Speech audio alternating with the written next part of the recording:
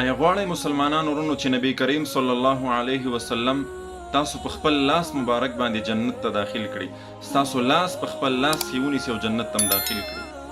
نو دغه ویډیو مکمل وګورئ او ځان پوهه کړئ او دغه عمل په خپل ژوند کې راولئ. حدیث مبارک کې راځي نبی کریم صلی الله علیه وسلم فرمایي چې کوم مسلمان دا غواړي چې هغه زه په خپل لاس جنت ته داخل کړم نو هغه دغه عمل کوي. عمل ډیر آسان او مختصر دی. حدیث کې راځي وایي چې کوم مسلمان سحر او ماښام دا کلمات وایي رضیت بالله ربا وبالاسلام دینا وبمحمد نبیا، نو نبی کریم صلی الله علیه وسلم فرمایي چې د الله په فضل سره به دغه مسلمان کم چې دغه سحر او ماښام دا کلمات وایي دا به زه په خپل لاس جنت ته داخل کړم. مسلمانانو ورونو دومره یو مختصر او آسان عمل مونږ ولې ونه کړو چې بدله یې دومره غټه ده چې د دواړو جهانو سردار محمد عربي صلی الله علیه وسلم مونږ په خپل لاس جنت ته داخل کړي.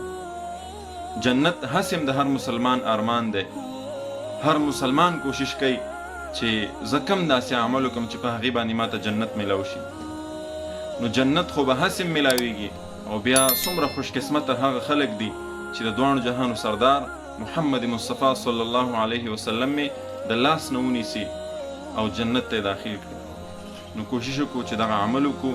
یو ځل بیا درته وایم رضیت بالله ربا وبالاسلام دینا وبمحمد نبیا. ترجمه یې داسې ده رضیت بالله ربا، زه راضي یم چې الله رب العزت زما رب دی، وبالاسلام دینا او اسلام زما دین دی، وبمحمد نبیا او محمد رسول الله صلی الله علیه وسلم زما رسول او نبی دی.